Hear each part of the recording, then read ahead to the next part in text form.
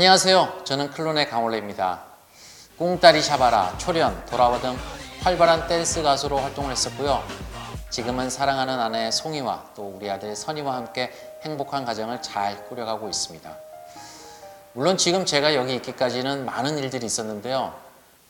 여러분이 아시는 것처럼 저는 17년 전 오토바이를 타고 가던 중 불법 유턴하는 차에 부딪혀 하반신 마비라는 장애를 갖게 되었습니다. 지금은 이렇게 여러분 앞에서 자연스럽게 웃으면서 이야기할 수 있지만 당시에는 제 상황을 도저히 받아들일 수가 없었습니다. 평생 휠체어를 타고 살아야 된다는 주치의 말이 믿겨지지가 않았고 다리를 만져보거나 꼬집어보거나 심지어는 바늘로 찔러봐도 아무런 감각조차 느끼지 않았습니다. 사고 이후 제가 가장 많이 했던 말이 뭔지 아세요? 몰바였습니다. 그만큼 사람들의 시선이 부담스러웠고 부정적인 생각들이 많았죠. 왜 하필 나한테 이런 일이 생겼을까? 제가 장애인이 되었다는 것을 받아들이기가 힘들었었거든요.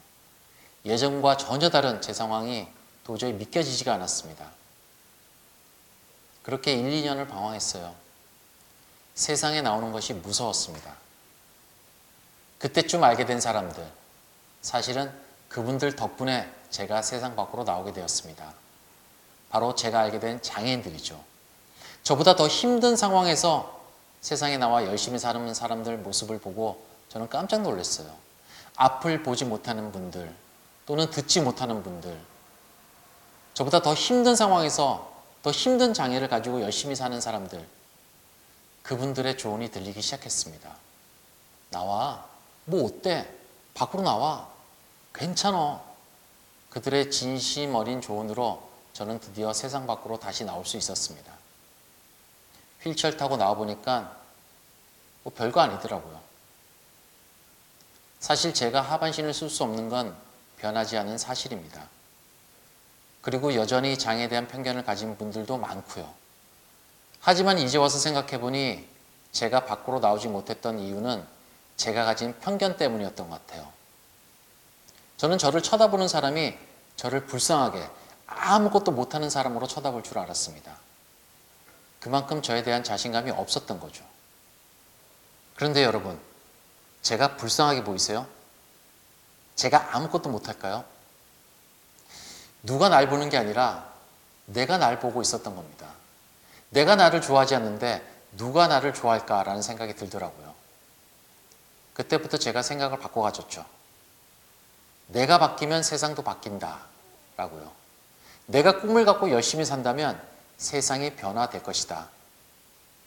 그렇다면 여러분은 어떤 꿈을 갖고 계십니까? 사실 전 교통사고 이후에 전혀 꿈이 없었습니다. 휠체어 타고 뭘 해야 되나?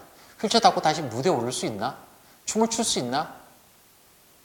그렇게 꿈이 없던 어느 날 법무부에서 강연 섭외가 왔어요. 폭주족 청소년을 선도할 수 있는 강연을 해달라는 거예요. 꼭 내가 가야 되나? 나는 똑똑하지 않는데 내가 무슨 강연을 하지? 거기서 어떤 강의를 해야 되나요? 라고 물으니 그 법무부 직원이 휠체어 탄 모습만 보여드려도 아이들이 큰 자극을 받을 겁니다. 라고 얘기를 하더라고요. 그런 대답이 황당하기도 하고 기분이 좀 상했지만 그때부터 그들 앞에서 제 이야기를 들려주기 시작했습니다. 예상외로 반응이 좋더라고요. 심지어는 그 아이들이 질문까지 하더라고요. 아저씨, 오토바이 가격 얼마짜리예요? 몇 킬로까지 나와요? 보험금은 얼마 받았어요? 황당한 질문이었지만 저는 대답을 했죠. 내가 사고 날 때 탔던 오토바이는 무엇이다. 1300cc고 시가는 얼만데 중고로 사면 더 싸게 산다. 그리고 빨간색으로 도색도 했다. 그렇게 대답하니 그때 학생들 반응이 오 하는 거였어요. 순간 그 아이들에게 친근감이 느껴지더라고요. 나도 저랬었는데 라는 생각도 들고요. 그래서 법무부 직원은 죄송합니다. 우리 친구들 좀 뭐랄까 짓궂죠? 하지만 저는 또 올게요. 이 친구들하고 친해지고 싶습니다. 그래서 한 달에 한 번씩 2년 정도 강의를 했죠.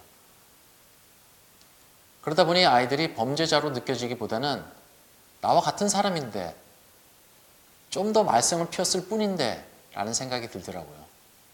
그렇게 강연을 마치고 소년원을 나오는데 소년원 문 앞에 있는 팻말이 눈에 띄더라고요. 어떤 문구가 있었냐면요. 꿈이 있다면 다시 시작할 수 있다 라는 문구였어요. 그때 저는 아이들에게 뭔가 가르치러 갔지만 크게 배우고 온 날이었죠. 그야말로 저도 뒤통수 한 대 맞은 거였죠. 나도 꿈이 없는데 내가 애들 앞에서 뭔 이야기를 하고 있었다. 그런 생각이 들더라고요. 그래서 그 이후로 꿈에 대한 이야기를 하기 시작했습니다. 꿈만 가지면 다시 시작할 수 있겠구나 라는 생각이 들더라고요. 그 이후 몇 년이 지나 저는 클론으로서 재기에 성공했습니다. 평생 휠체어를 타야 했지만 사람들의 편견을 깨트리고 휠체어를 타고 춤을 췄고요. 예쁜 아내와 또 소중한 선의와 함께 행복하게 지금 잘 살고 있습니다. 그리고 최근엔요. 평창 동계 패럴림픽 개회식에 참여를 해서 대한민국 국민으로서 뿌듯한 순간도 누렸습니다. 정말 꿈 같은 순간이었죠. 물론 저도 열심히 참여했지만 대한민국 국민 여러분도 함께 해주셨기 때문에 평창 동계 패럴림픽이 성공적으로 마칠 수 있었다고 생각합니다. 그리고 평창 동계 패럴림픽처럼 중요한 날이 다가오고 있습니다. 바로 6월 13일 지방선거 그 행사가 다가오고 있는데요. 사실 많은 분들은 저에게 묻습니다. 평창 동계 패럴림픽 참여한 소감이 어떠냐고요. 솔직히 얘기해서 아쉬움이 참 많아요. 그 무대에 좀 더 잘했으면, 좀 더 연습을 했으면 그랬다면 우리나라를 더 많이 알리고 또 클론이라는 이름도 세계에 알릴 수 있었을 텐데 또 장애를 갖고 열심히 살고 있는 강원래라는 사람도 더 많이 알렸을 텐데 라는 아쉬움이 남습니다. 그리고 이런 생각을 갖게 되네요. 선거 후에도 저뿐만 아니라 여러분도 이런 아쉬움을 가지지 않을까라고요. 후보에 대해서 좀 더 신중하게 알아볼 걸, 더 좋은 사람을 뽑았어야 했는데 그렇기 때문에요. 우리가 지금 선거에 대해서 좀 더 관심을 가지고 참여를 했으면 좋겠습니다. 저는 선거를 처음 했던 것이 28살 때예요. 성인이 된 지 8년이나 지나서 첫 대통령 선거에 참여했던 것이 기억이 납니다. 누굴 뽑았다고 말씀드리긴 좀 그렇지만 제 소신껏 잘 뽑았던 것 같습니다. 그 후보의 정책에 대해서도 꼼꼼하게 살펴보기도 했고요. 저 역시도 그랬고 많은 분들도 그러셨겠지만 동사무소에서 선거 공보가 오거나 선거 벽보가 붙어야만 겨우 선거에 관심을 가지잖아요. 사실 지방선거에 대한 방송도 하고 있고 마음만 먹으면 얼마든지 후보에 대한 정보를 얻을 수 있거든요. 저희 한 사람 한 사람의 투표는 정말 중요합니다. 나와 우리 집을 그리고 우리 아이들을 또 저처럼 장애를 가지고 있는 분들을 위해 열심히 일할 사람, 앞으로 우리가 살아가는데 큰 도움을 줄 사람, 그런 사람들을 우리 손으로 뽑아야지 이 세상이 바뀝니다. 앞에서도 말씀드렸지만 우리가 나오지 않으면, 우리가 나서지 않으면 세상은 바뀌지 않습니다. 꿈을 가지고 내 꿈을 펼치면서 재밌고 행복하게 살아갈 수 있는 나라를 만들려면 그런 능력을 가진 후보를 우리가 관심 있게 찾아보고 선거에 참여해야지 나라가 바뀌고 세상이 바뀔 수 있습니다.